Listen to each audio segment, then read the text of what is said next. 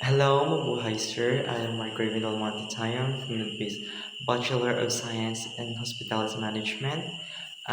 Here's your my output sir for you. Um, it's a story sir as yung story ko na po to as since noong ako po ay senior high school pa po, nung ako po ay Boy Scout pa po sa amin sa Port Berton. Ako po ay isang Boy Scout. So, as a Boy Scout po, member dapat po, active po kami palagi. Of course, dapat na yung kami ginagawa palagi sa Port Berton.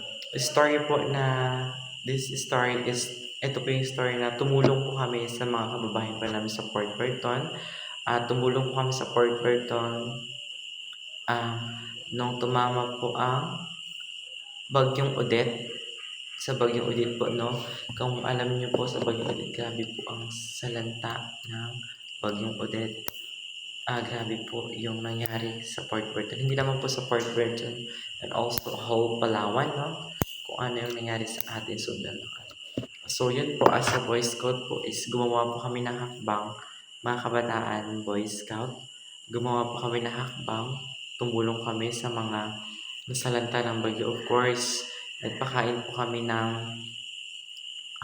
mga tao na lumikas po. Humingi po kami ng sponsor sa mga resort. Of course, sa mga kagawad, kay Kapitan, humingi kami ng mga sponsor para lang po makapagpakain kami ng mga kabataan. And of course, humingi din kami ng mga gamit, yung mga damit. Humingi din kami sa mga tao. Nag-post po kami sa social media, sa Port Berton Ads po. Isa po siyang community group kung saan nagpo-post po kami kung sino po yung mga tao na may available na gamit.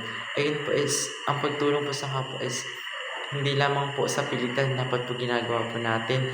Of course, na hindi labag sa kalooban natin, dapat tanggap natin at wala po tayong hinihinging kapalit. Ganun po yung ginawa namin sa Port Berton, no? First, pumunta din po kami ng isla, nagpakain po kami.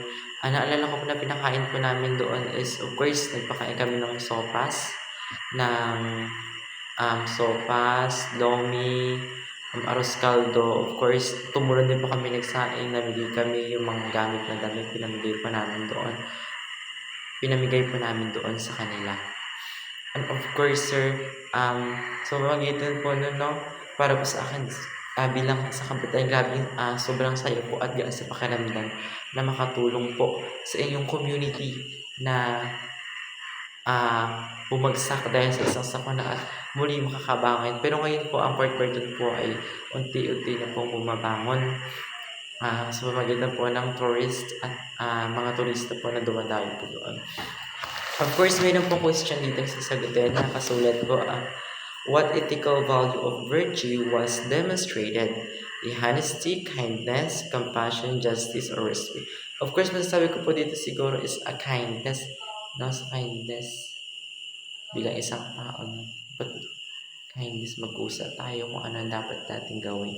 Kung hindi tayo humihingi ng kapalit ng anumang kabayaran or hindi tayo nag-expect ng anumang kabayaran. No? Nun.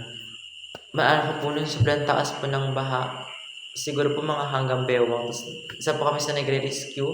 Of course, kami po nagluto po kami ng pagkain para, of course, sa mga tao po na nag-aayos ng kalsada, yung mga gumugumulo pa, yung mga kahoy na natumba is kami din po, yung mga assistants na katulong nila is kami po yung kaandapan na kami po yung nagluluto ng pagkain.